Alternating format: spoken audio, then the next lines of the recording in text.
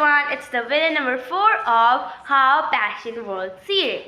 So if you haven't watched my previous video about how passion works, where I've actually told you how actually passion works for Mark Zuckerberg, Steve Jobs, Bill Gates, Ronaldo.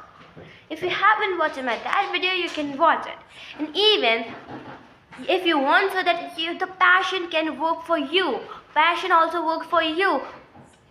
Then if you want that, for that I have even released a series where I'm actually telling you 5 rules which these all authority has applied and passion actually worked for them. 5 rules. Until now I have uploaded rule number 1, rule number 2, rule number 3, and this is rule number 4. So there we go with the rule number 4. So that passion can work for you. So rule number 4 begins with a person. A person, on that person, particular special case study.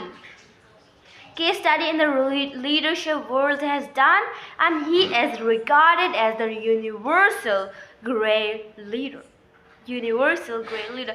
You must have heard of so many great leaders in so many great nations and all those. So many great personality, but he is the world who is universally regarded as the greatest leader. I'm talking about none other than Nelson Mandela.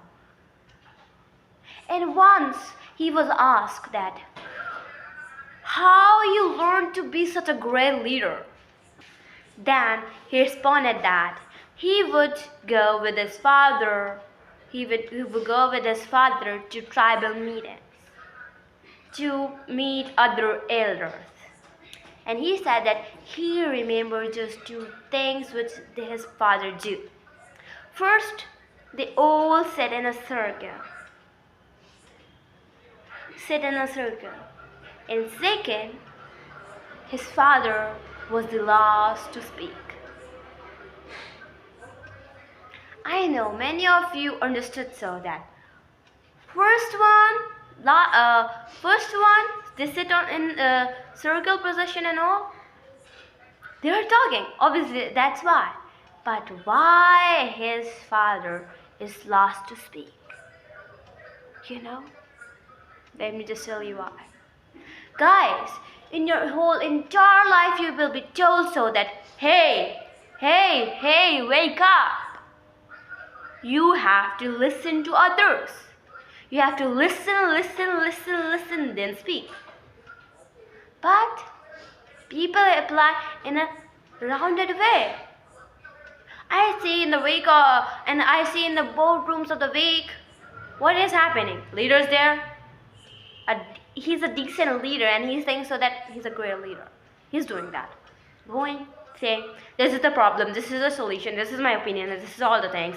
So let's go around and take other people's opinion. Literally it goes like, hey, this is the problem, this is the solution, this is my opinion about this problem and this and that.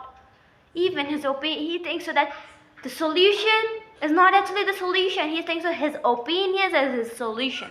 And he says, okay, my opinion is right. Let's go around the room, take other people's opinion.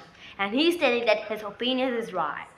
Other people's taking opinions like, okay, thing like taking because it is said. That's why. But this is the absolutely incorrect way. You must be the last to speak. Why? First thing, when you're last to speak, people are not having the ability to feel that so they have contributed. They have already spoke. They have already heard those feelings. And second, you got the opportunity to listen to others, listen to other people's opinions. Yeah. And what people do at that point? Oh, they're listening to this. Okay, yes, you're correct. No, that's wrong. No. When you agree, you don't have to nod yes. When you disagree, you don't have to nod no. But the only thing you're allowed to do is only ask questions.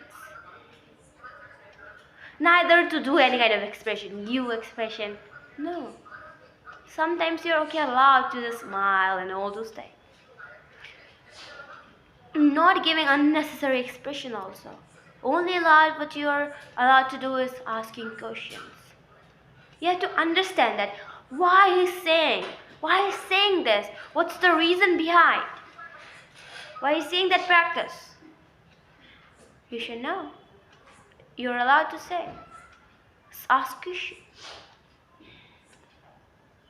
And after when you apply these old things, when you will speak, you will look like a king or a queen.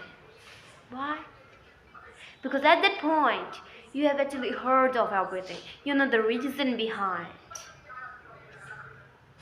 And now you are the single one who is the last to speak. And then you're saying it. And even the best thing you can do is that you're saying, even you can say that, hey, that girl has also said this correct thing. Even this is what is the reason, like as this said, this person has said, as Ron said, as Deepak said, you can even say this. Complementary things. But one important thing you have to remember that this is only applicable where you know actually you will get the opportunity, like you will get the opportunity, like if the boardroom is there, you are speaking, everybody have to speak. Then you must be the last to speak. But when there is an opportunity, there is no guarantee who comes and jump on that opportunity. Then you have to run for it. Are you catching it? First thing. When you are confirmed that you will get the opportunity to speak in this whole thing, then you have to be the last one to speak. But the second thing, when you're not sure that anybody can come and get that opportunity or speaking first in those whole things, then you have to run for it and go and speak it first. Because lots of time people take it in a wrong way. Like people take in a wrong way of listening to others. They have talking like, going to wardroom, this is a problem, this is my opinion, this is the solution, this is all the things, let's go in the boardroom and take the other people's opinion. No, this is not the way. This is not the way. What I've told you is the correct. But people didn't apply in a correct way. And even they are just believing like a blind. People said, listen to others. They're not raising question. Why do listen to others? How it can work? Like we are listening to their how? Like first we have to listen to others, or after we have to listen to others? How it will work in a boardroom meeting? How it will work in a meeting? How it will work when single opportunity is coming? They're not raising question. They're like believing like a blind. Literally. Like a child too, when he sees magic. Oh, it's magic! There is no trick, it's magic. You're also behaving like it. You have to raise the question. Why are you believing, like, listen to this? Why do listen to this? Raise the question. And even the greatest part of this is when you say, like when you speak at the last, you are like at that point, doesn't matter you come with a zero knowledge there, but when you get the heard about other people, then you got that, this is the point, this is the reason, all those things. And after that framework structure of knowing other, even you can speak your opinion with the understanding why he said this, like so many mixtures, and then you can say, and people will think that you are brilliant with it. This is what is the quality of greatest leader. That is what. So, before thinking, like before just believing in anything, always raise questions. Always raise questions. Why I'm saying this? Whenever you take any personality, any high personality, why people fight? Like there were lots of things like people believing in something like magic, but people raised question on it. Why? How? This whole things. Then it comes, then it the reality came, and people before used to believe so that something like that, women are not allowed for it, men are allowed. People raise question, people was just shout out, then do something like it, and then the reality came, they allowed them. This whole things happen. Why? When you ask questions, you'll get the solution, you'll get the reason. Otherwise, there is no use then. You're not using up your mind. You're just going, believing, and that's what. So, raise questions. Raise questions.